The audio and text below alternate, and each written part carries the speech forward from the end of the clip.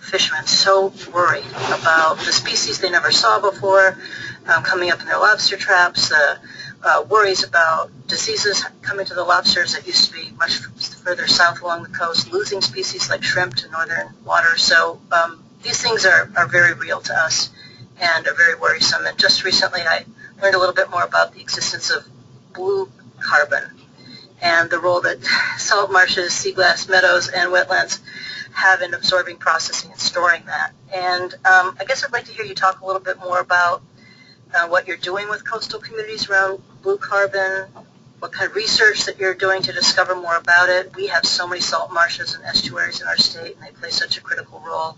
I'm just interested in your take on the science and some more information about it. Well, thank you for raising all of these issues, because I do agree that people across the U.S. are worried about the changing climate and the extreme weather events we're seeing, because they recognize that global warming was not exactly the term to come out of the gate with. It's really all about extreme weather, whether it's the snow that we're seeing or the heat that we're experiencing and the droughts.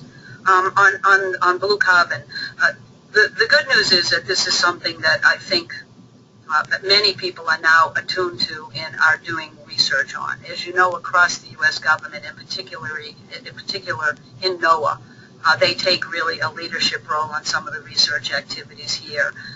But I do also know that there has been a national conference that was sponsored on ocean acidification in the U.S. That drew a number of countries in with experts and researchers and scientists to begin to make a concerted international effort to take a look at this issue. It is I believe, one of the least studied areas is to understand what ocean acidification means and how the lack of salt marshes and other opportunities for buffering those issues, what it actually means.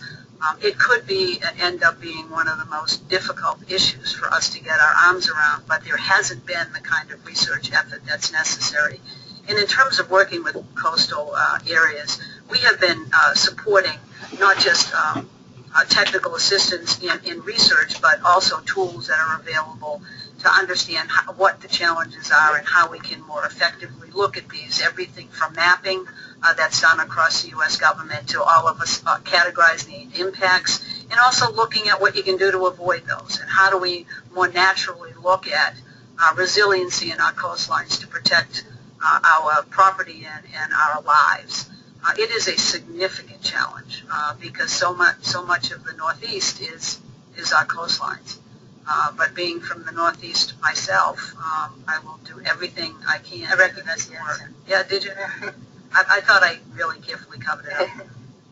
Well, I would just say again, thank you. And I think that's one of the big challenges of dealing with the science around climate change, and certainly from an environmental perspective, is that we're all familiar with the idea of something, polluting our air coming out of a smokestack or an automobile, or polluting our water coming out of a leaking oil tank or something else. But this is such a different, complicated issue. And you talk to people about ocean acidification, and their eyes glaze over and say, that's a vast ocean, what should I care about it? But, the oyster fisheries, shellfish not being able to make a shell, and all kinds of impacts that we haven't even seen yet are going to be huge for our economy, our jobs, our coastal communities. So there's a lot of work. Congressman Kilmer will tell you Washington and Oregon are losing oyster beds to Hawaii these days. Right? Yeah, that's just very long. Well, thank you, Beth. I yield back.